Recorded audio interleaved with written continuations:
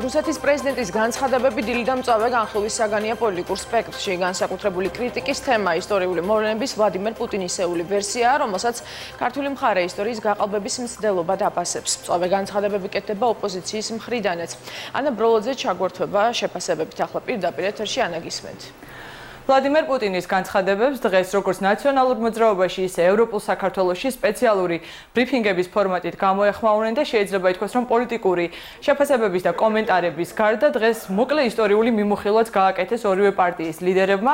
ისინი ამბობდნენ, რომ პუტინს აქვს მცდელობა ისტორია გადაწეროს იმგვარად, რომ გაამართლოს საქართველოს ოკუპირებული ტერიტორიების ოკუპაცია, ამ ტერიტორიებზე შეჭრა და მათი დამოუკიდებელ სახელმწიფოებად აღიარება და სწორედ ამ მიზანს ისახავდა ის ინტერპრეტაციები საქართველოს უახლესი ისტორიის თარიღებთან დაკავშირებით, როგორიც მოვისმინეთ, რაც არასწორია და დღეს მაგალითად ოპოზიციის წარმომადგენლებმა აქცენტი გააკეთეს 1920 წლის შეთანხმებაზე, რომელიც გაფორმებული არის რუსეთთან და ამ შეთანხმებაში ხაზგასმულია, რომ რუსეთ-საქართველოს საზღვრები არის დადგენილი, აღიარებული და რომ რუსეთმა პატივი უნდა ეს ამ საზღვრებს.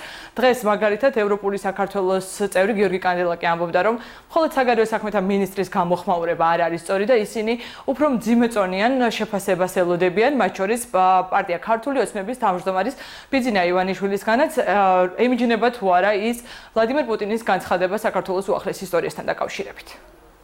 ყოველთვის ერთი და იგივე არის მცდელობა ისტორია მიუსადაგონ საქართველოს ოკუპაციის გამართლებას. ყველაზე მნიშვნელოვანი და ყველაზე პრინციპული რაც არის, ეს არის 1920 წლის 7 მაისის შეთანხმება, რომელსაც ხელი მოეწერა მას შემდეგ, რაც საქართველოს დემოკრატიული რესპუბლიკის ხელისუფლებამ აღკვეთა ბოლშევიკების აჯანყების მცდელობა და რუსული არმიის შემოჭრის მცდელობა საქართველოში. დეტალურად არის აღწერილი საქართველოს სახელმწიფო საზღვარი რუსეთის ფედერაციასთან, ყველა დანარჩენი საზღვარი, რომელიც არ ეხება საქართველოს-რუსეთს შორის საზღვარს, ყველა დანარჩენი საზღვრები, რომელიც საქართველოს შეათანხმებს სხვა მეზობელ ქვეყნებთან, რუსეთი ავტომატურად აღიარებს ამ საზღვრებს. საქართველოს სანამ იგი აღმოჩნდებოდა საბჭოთა კავშირში წარმოადგენდა საერთაშორისო სამართლის სრულფასოვან სუბიექტს და რომ მისი დამოუკიდებლობა და საზღვრების ურღვევობა თვითონ რუსეთმა აღიარა 1920 წლის ხელშეკრულებით და რომ საქართველოს თავდასხმა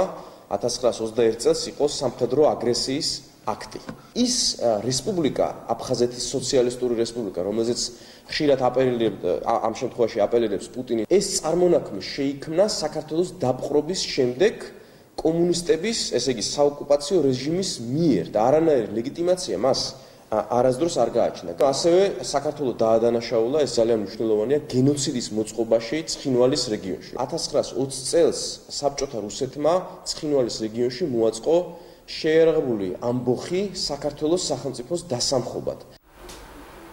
დღეს თბილისიდან რუსეთის პრეზიდენტს მიუთითეს, რომ გადახედოს მათ შორის ისტორიულ წყაროებს. საქართველოს ისტორია არ დაწყებულა 1918 წლიდან, რის წარმოჩენასაც ცდილობს ვლადიმერ პუტინი და მაგალითად მართლ გუნდში ამბობდნენ, რომ ეს არის მცდელობა ისტორიის გაყალბების.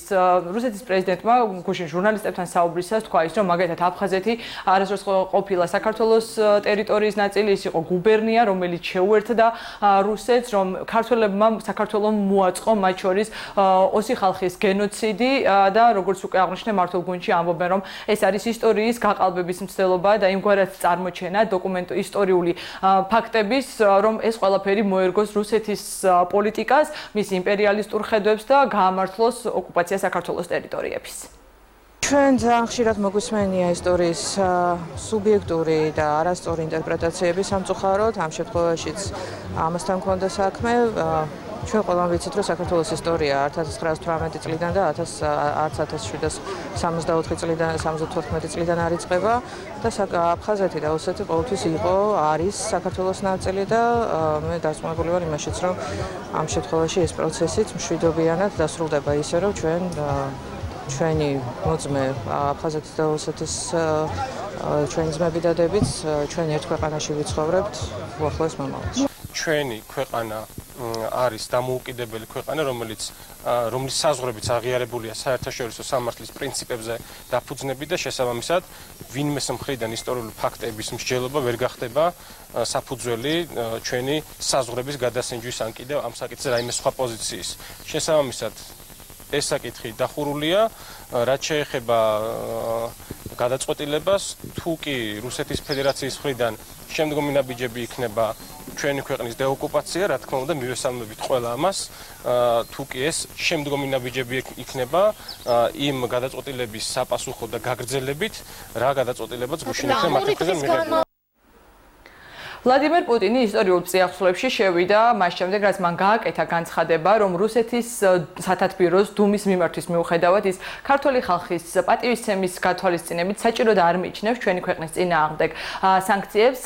რუსეთის პრეზიდენტის ამ განცხადების შემდეგ მოვისმინეთ სხვადასხვა ტიპის კომენტარები რუსეთის მაღალი თანამდებობის პირებისგან. საუბარი იყო იმაზე, რომ თუ მაგალითად საქართველოში რუსოფობიული განწყობები შეიძლება რუსეთმა იფიქროს აკრძალული ფრენების კვლავ დაბრუნებაზე და ამ აკრძალვის გაუქმებაზე, ისევე როგორც შესაძლებელია საუბარი იყოს საქართველოს მოქალაქეებისთვის რუსეთთან სავიზო რეჟიმის გაუქმებაზე. დღეს ამ საკითხებთან დაკავშირებით ჩვენ ვესაუბრეთ საქართველოს პრემიერის წარმომადგენელს რუსეთთან ურთიერთობის საკითხებში ზურაბ აბაშიძეს. იყო თუ არა, თუნდაც სავიზო რეჟიმის გაუქმებასთან დაკავშირებით პრაღაში მსჯელობა კარასინი აბაშიძის ფორმატში. ზურაბ აბაშიძე ამბობს, რომ გრიგორი კარასინისგან მას ამ საკითხთან დაკავშირებით დადასტურებული ინფორმაცია არ მოუსმენია, თუმცა თემაზე მუდმივად ისმის ხოლმე გზავნილები, მათ შორის რუსული მედიიდანაც, რაც შეეხება უშუალოდ ფრენების აკრძალვის გაუქმებას.